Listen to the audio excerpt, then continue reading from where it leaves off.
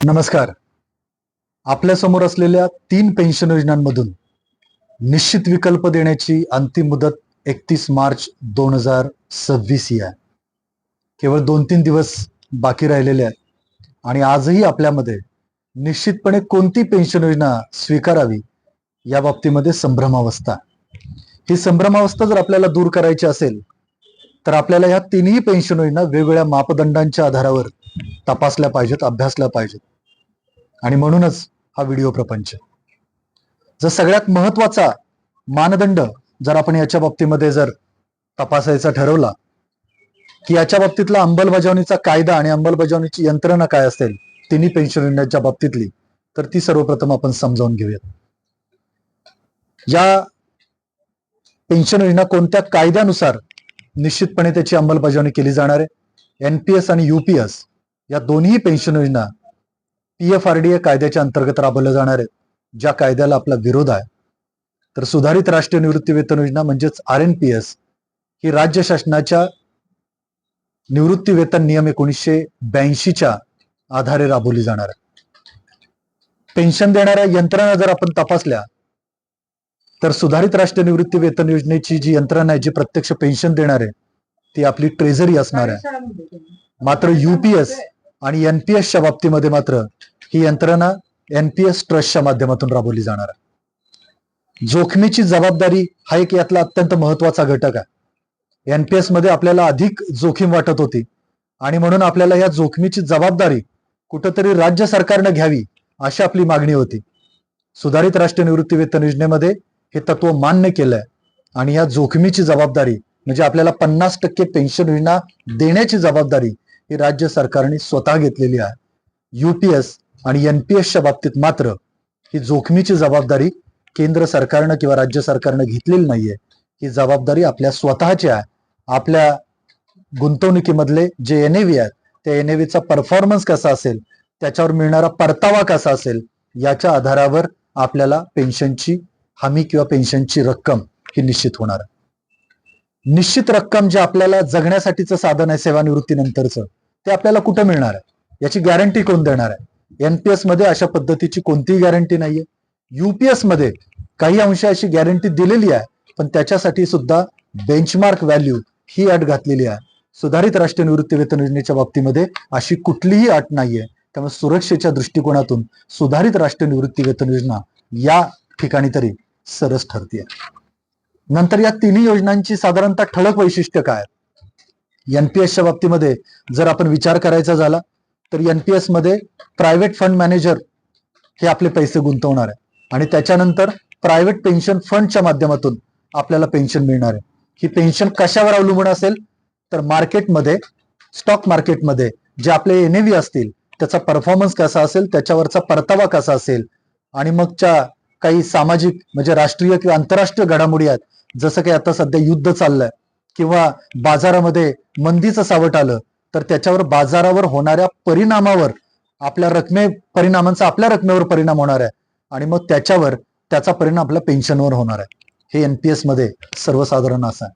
UPS मध्ये जरी बघायला गेलं तर यूपीएस मध्ये किंबहुना जवळपास सारखंच आहे आणि त्या ठिकाणी बेंचमार्क व्हॅल्यूच्या माध्यमातून त्याचा थेट परिणाम मार्केटमधले जे काही घटक आहेत, मग ते आंतरराष्ट्रीय किंवा राष्ट्रीय घडामोडी आहेत, त्यांचा परिणाम बेंचमार्क व्हॅल्यूवर होणार आहे आणि बेंचमार्क व्हॅल्यूचा परिणाम आपल्या पेन्शनच्या रकमेवर होणार आहे. त्यामुळे याही ठिकाणी आपल्याला निश्चित अशी खात्री देता येत नाही.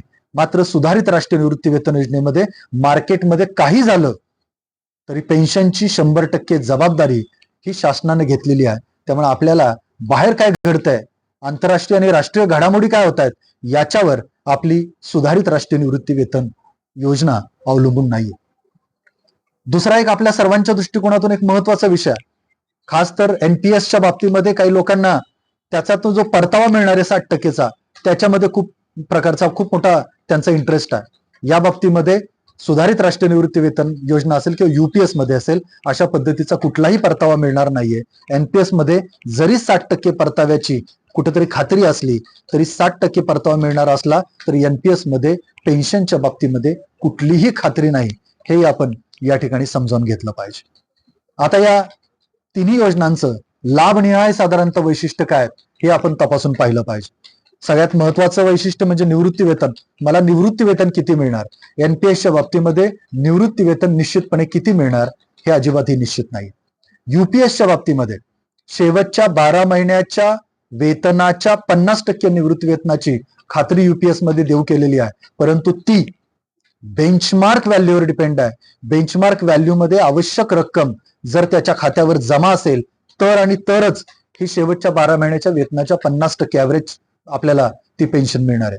सुधारित राष्ट्रीय निवृत्ती वेतन योजनेच्या मध्ये मात्र अशा पद्धतीचा कुठला बेंचमार्क व्हॅल्यू वगैरे असं काही नाही. या ठिकाणी निश्चितपणे आपल्याला शेवटच्या वेतनाच्या 50% निवृत्ती वेतन देण्याची हमी मिळालेली आहे. कुटुंब निवृत्ती वेतन योजना असेल, सेवा उद्यान असेल आणि लिव्ह एनकॅशमेंट असेल, या तिन्ही बाबी मात्र या तिन्ही योजनांमध्ये सर्व समान पद्धतीने आहेत. महागाई भत्त्याच्या बाबतीमध्ये सुद्धा या तिन्ही योजनांमध्ये समान आपल्याला लाभ मिळणार आहे. वेतन आयोगानुसार पुनर्रचना, पे कमिशननुसार पुनर्रचना ही मात्र केवळ सुधारित राष्ट्रीय निवृत्ती वेतन योजनेमध्ये देऊ केलेली आहे.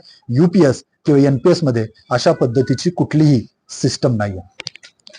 डीएच्या बाबतीमध्ये युपीएस मध्ये आणि सुधारित राष्ट्रीय निवृत्ती वेतन योजनेमध्ये महागाई भत्ता मिळणार आहे, मात्र एनपीएस मध्ये कुठल्याही प्रकारचा महागाई भत्ता मिळणार नाहीये. लमसम पे नावाचे एक नवीनच प्रकार युपीएस मध्ये देऊ केलेला आहे, पण त्याची रक्कम इतकी तोकडी आहे की त्याच्यातून आपल्याला खूप मोठा आर्थिक लाभ संभवत नाही. अशा पद्धतीचा लमसम अमाऊंट युपीएस किंवा आरएनपीएस मध्ये देऊ केलेला नाही. तिसरं एक महत्वाचा जो मापदंड असेल तो म्हणजे आपली या तिन्ही योजनांचा फायद्यानुसार आपल्याला क्रम लावता येईल का, जेणेकरून आपल्याला या तिन्ही योजनांपैकी निश्चितपणे कुठली योजना मला लाभदायक आहे याचा निर्णय घेता येईल. आपण त्याचा एकदा माहिती घेऊयात. सेवानिवृत्तीनंतर च्या महागाईप्रमाणे आपण ज्यावेळेस सेवानिवृत्त होणार आहे त्यावेळेस जी महागाई असेल त्या महागाईप्रमाणे आपल्याला पेन्शनच्या माध्यमातून येणारी रक्कम आपलं स्वतःचा चरितार्थ, आपल्या कुटुंबाचा चरितार्थ भागवण्यासाठी पुरेसा आहे का, हा जर मापदंड लावला तर एनपीएसच्या बाबतीमध्ये ही रक्कम निश्चितपणे पुरेशी असणार नाही, असं एक साधारणतः चित्र आहे. युपीएसच्या बाबतीमध्ये अशा पद्धतीनं परिस्थिती निर्माण होईल, परंतु तिथेही सुद्धा बेंचमार्क व्हॅल्यूचा अडसर घातलेला आहे. मात्र सुधारित राष्ट्रीय निवृत्ती वेतन योजनेमध्ये निश्चितपणे सेवानिवृत्तीनंतरच्या आपल्या आर्थिक गरजा भागवण्यासाठी आवश्यक रक्कम आपल्याला पेन्शन आणि डीएच्या माध्यमातून आपल्याला निश्चितपणे मिळणार. वेतन आयोगानुसार पुनर्रचना याही बाबतीमध्ये सुधारित राष्ट्रीय निवृत्ती वेतन योजना या तिन्ही योजनांमध्ये अग्रेसर आहे. पेन्शन आणि डीएच्या बाबतीमध्ये सुद्धा सुधारित राष्ट्रीय निवृत्ती वेतन योजनाच या तिन्ही योजनांमध्ये अग्रेसर आहे. त्याचबरोबर सेवा उद्यान, ग्रॅच्युइटी आणि लिव्ह एनकॅशमेंट या तिन्ही ठिकाणी सगळ्यांना समान, सगळ्या योजनांमध्ये समान पद्धतीने लाभ आहे. लमसम पेच्या बाबतीमध्ये युपीएस मध्ये इतर दोन पेन्शन योजनांच्या बाबतीपेक्षा अधिक लाभ आहे. तर अंशदानाचा परतावाच्या बाबतीमध्ये एनपीएस पुढे आहे. म्हणजे एकंदरीत या सर्व जर बाबी आपण तपासून पाहिलं तर सुधारित राष्ट्रीय निवृत्ती वेतन योजना ही इतर तिन्ही योजनांमध्ये सर्व मापदंडांचा विचार करता सरस असल्याचं या ठिकाणी दिसून येतं. बऱ्याच जणांना असं वाटतं की सुधारित राष्ट्रीय निवृत्ती वेतन योजना आम्हाला नको आहे, आम्हाला जुनी पेन्शन योजनाच पाहिजे आणि आम्ही स्वीकारली तर जुनी पेन्शन योजनाच स्वीकारू, अशा पद्धतीची भूमिका काही जणांच्याकडून घेतली जाते. मला आपल्या त्या सर्व कर्मचारी शिक्षकांना नमूद करायचं आहे की अशाच पद्धतीच्या आपल्या काही सहकार्याने भूमिका घेतली होती की नवीन अंशदायी पेन्शन योजनेमध्ये सुद्धा सहभागी व्हायचं नाही आणि मग त्यांनी कुठल्याच पद्धतीचा विकल्प नमुना भरून दिला नाही आणि या सर्व कर्मचाऱ्यांचं 2014 ते 2023 पर्यंत आर्थिक नुकसान झालं आणि शेवटी त्यांना 2023ला एनपीएस योजना स्वीकारावी लागली आणि त्याचा विपरीत परिणाम त्यांच्यावर असा झाला की मधल्या कालखंडामधल्या शासनाचं आणि त्यांचं अंशदान ह्या एनपीएस मध्ये जमा न झाल्यामुळं सद्यस्थितीमध्ये त्यांना मोठ्या प्रमाणामध्ये आर्थिक त्रासाला सामोरं जावं लागतं. त्यामुळे मित्रांनो, आपल्याला कोणता तरी एक विकल्प देणं निश्चितपणे गरजेचं आहे. दुसरा विषय असा आहे की 31/3/2026 पूर्वी विकल्प दिलाच पाहिजे का? पाठीमागं शासनाबरोबर या डिसेंबर 2025 मध्ये अर्थसंकल्पीय अधिवेशनाच्या दरम्यान, हिवाळी अधिवेशनाच्या दरम्यान जी चर्चा झाली होती तर शासनाकडून ही भूमिका व्यक्त केली. सुधारित राष्ट्रीय निवृत्ती वेतन योजनेच्या बाबतीमध्ये आपण आग्रह धरताय, परंतु सुधारित राष्ट्रीय निवृत्ती वेतन योजनेचा विकल्प देणाऱ्या लोकांची संख्या किती आहे? त्यामुळे या मापदंडाचा, या बाबीचा निश्चितपणे शासन स्तरावर विचार होतोय. त्यामुळे आपल्याला 31 मार्च 2026 पूर्वी निश्चितपणे आपल्याला विकल्प द्यायचा आहे. तिसरा एक मुद्दा आपल्या सर्वांच्या मनामध्ये आहे की एकदाच विकल्प द्यायचा आहे. परत विकल्प देण्याची आपल्याला संधी सुधारित राष्ट्रीय निवृत्ती वेतन योजनेमध्ये मिळणार नाहीये आणि अजून त्याचे नियम आलेले नाहीत, अटी शर्ती आलेली नाहीत, अंमलबजावणी कार्यपद्धतीची नियमावली आलेली नाही. मग आपण हा विकल्प देण्यासाठी गडबड करायला पाहिजे का? मित्रांनो, 31 मार्च 2026 हा विकल्पाचा अंतिम दिवस आहे. याच्यानंतर विकल्पाची मुदत वाढवून दिली जाईल न जाईल याच्या बाबतीमध्ये आपल्याला कुठल्याही पद्धतीचं निश्चितपणे सांगता येत नाही. अशा वेळेस आपल्याला कोणत्या तरी पेन्शन योजनेचा विकल्प निवडावाच लागेल. आपण जर असा विकल्प जर निवडला नाही तर मग मात्र आपण आत्ताच्याच NPS योजनेमध्ये राहू आणि त्यानंतर मग आपल्याला भविष्यामध्ये आपल्या स्वतःलाच या प्रत्येक गोष्टीला सामोरं जायचं आहे.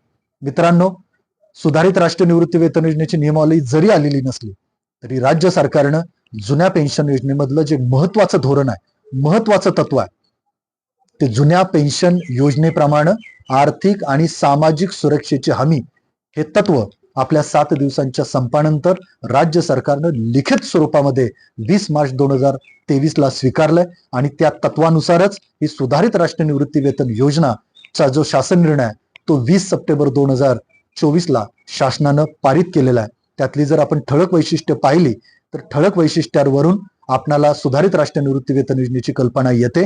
मूळचं जे धोरण आहे सामाजिक आणि आर्थिक सुरक्षेची हमी या तत्वावर आणि ठळक वैशिष्ट्याच्या आधारे आपल्याला सुधारित राष्ट्रीय निवृत्ती वेतन योजनेचा विकल्प निवडायला निश्चितपणे कोणत्याही प्रकारची अडचण नसायला पाहिजे. सुधारित राष्ट्रीय निवृत्ती वेतन योजनेमध्ये यापुढेही आपण आणखी सुधारणा करण्यासाठी निश्चितपणे प्रयत्नशील राहणार आहोत. त्यामुळे मित्रांनो, 31 मार्च 2026 पूर्वी आपण विकल्प द्यावा. मी सुधारित राष्ट्रीय निवृत्ती वेतन योजनेचा विकल्प देणार आहे. आपण कोणता विकल्प द्यायचा आहे याचा निर्णय आपण स्वतः घ्या. मात्र आता आपल्याकडे विकल्प देण्यासाठी 2 दिवसांचा कालावधी शिल्लक राहिला. धन्यवाद.